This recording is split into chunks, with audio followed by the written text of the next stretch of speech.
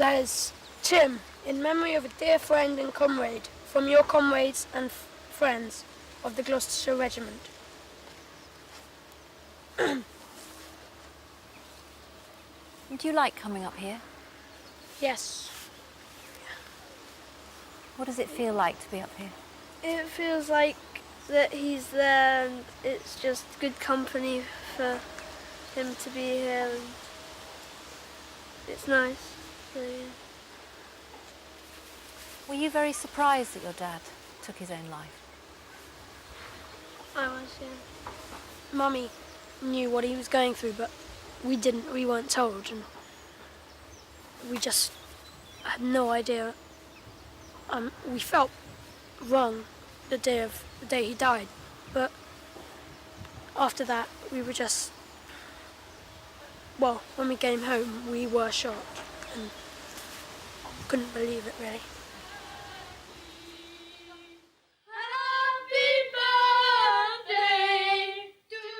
Tim's very funny, very eccentric and very funny, and he was a very ordered person.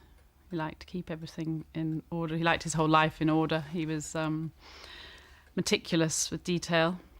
So he was in the Gloucestershire Regiment, and that was amalgamated in 1994 at the same time that he was made redundant. There were a lot of army cuts, and when he was made redundant, his world fell apart, really.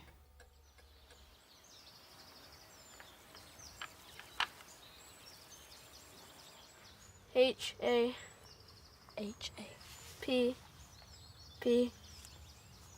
What got it all wrong? I-N-E-S-S. Here it says, in loving memory of Tim, who gave so much for our happiness.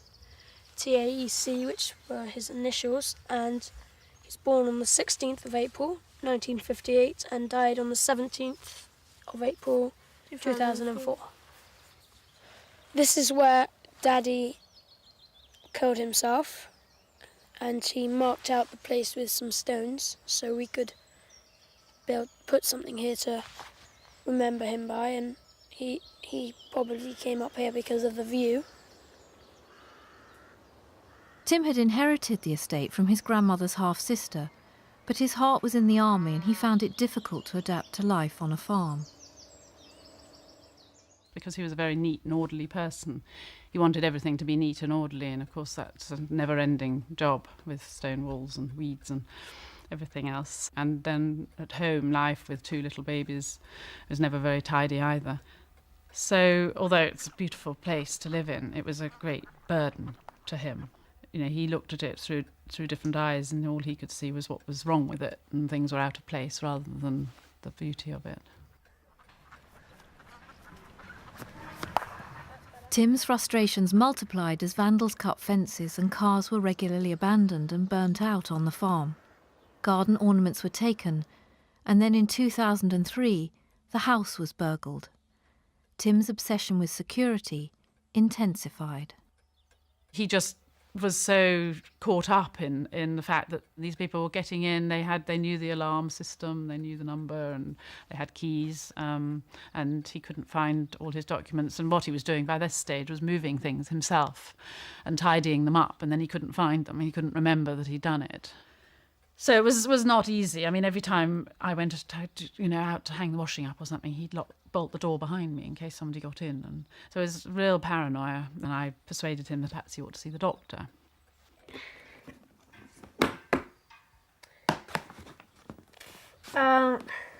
This is his passport. It's got his picture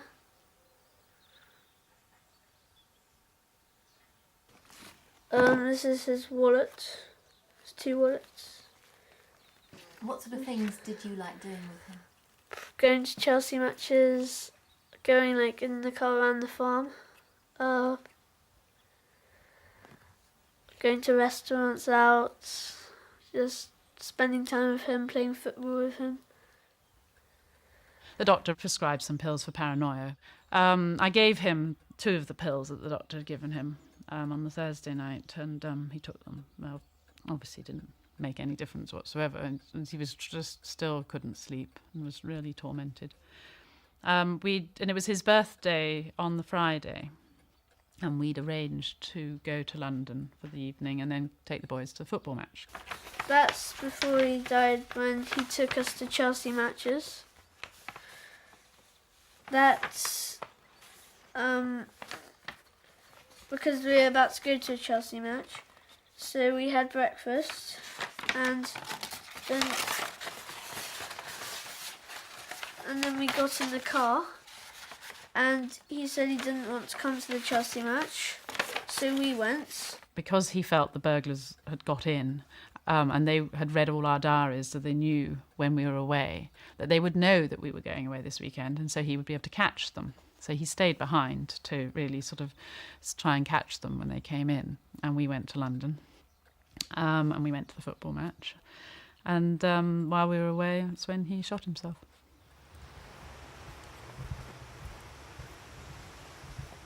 Laid out on my bed was an envelope addressed to me and one for the police.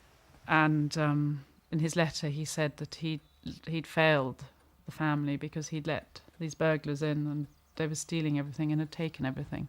He felt that if he killed himself, that he would stop this curse against the family and we could all move on.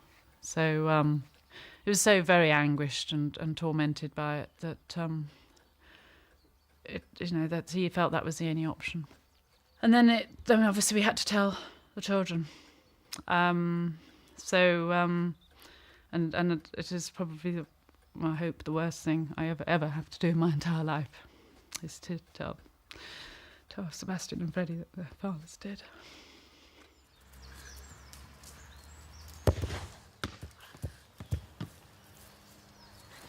I was too much of a coward to tell them that he'd actually shot himself at that particular time. I couldn't deal with that. Freddie went completely deadpan white and didn't say anything. Sebastian just was distraught, just ran around the room screaming at him he wanted his daddy. And there was nothing I could do for him. I just thought, how could anyone have an accident with a gun without meaning to? And then a few weeks later she said that he'd done it on purpose. How did you feel when you heard that he'd done it on purpose? I was shocked, but I was shocked and I'm not sure I've forgotten. But, yeah. Were you surprised that your brother didn't cry? Yes, I felt angry towards him because he didn't cry and he just sat there looking shocked and scared almost. But my mum did say later he cried, like a few nights later. And why do you think you cried straight away and your brother didn't? Because I was looking forward to all the things my dad could do, because he could help you to do so much, like learn things from him and like how to shave and stuff like that. But now I've got to learn on my own.